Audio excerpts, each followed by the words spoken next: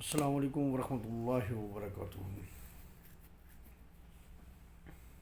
جب بھی آپ بات کرتے ہیں کسی بھی اسٹڈی کی، تو اسٹڈی کے اندر جو چیزیں اہم ہوتی ہیں اس میں یہ ہوتا ہے کہ آپ سے یہ پوچھا جاتا ہے اس ریسرچ اسٹڈی کے اندر نیو کیا ہے،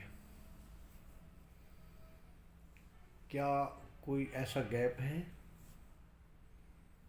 جس کو آپ فل کرنا چاہ رہے ہیں یا نیو میتھڈ ڈیولپ کرنا چاہ رہے ہیں۔ پھر ہوتا ہے آپ کا ریسرچ کویشچنز کیا ہے اور اسٹڈی ڈیزائنز کیا ہے۔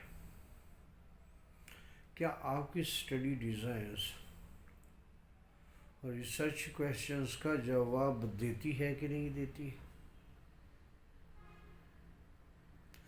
پھر یہ ہوتا ہے کہ جو کچھ آپ کام کر رہے ہیں یہ سکلز اور ریسورسز آپ کے پاس موجود ہیں کہ نہیں۔ اس کے بعد ہوتا ہے رسک اسسمنٹ۔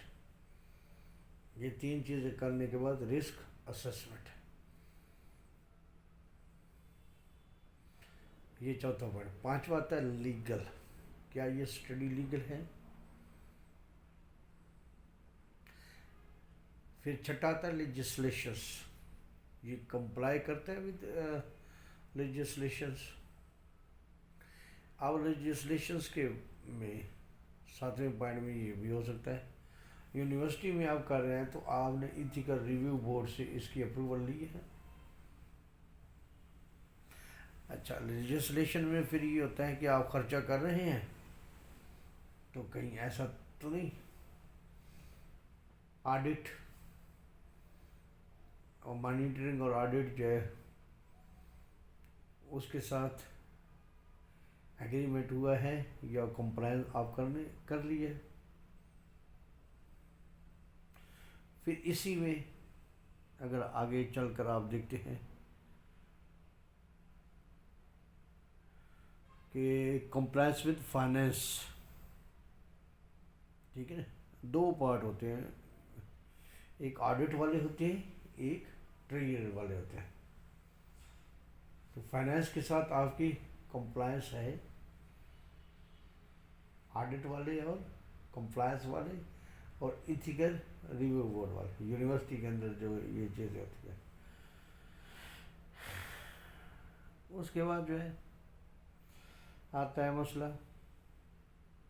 وہ لوگ جو کہ ایکچولی جنہوں نے کام کیا ان کی آتھرشپ ہے، وہ لوگ جو کہ جنہوں نے کولیبریٹ کیا ہے، کولیبریٹو، ان کے ساتھ کمپلائنس ہے،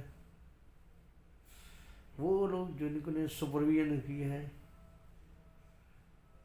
یا مانیٹر کی ہے ان کے ساتھ کمپلائنس ہے۔ پھر آپ نے یہ دیکھنا ہے کہ کنفلکٹ آف انٹرسٹ، اور پھر جو ہے وہ آپ کا آتا ہے کمپلائنس ود آڈٹ، تو اینڈ پر بھی آڈٹ آ جاتا ہے۔ تھینک یو ویری مچ، اللہ حافظ۔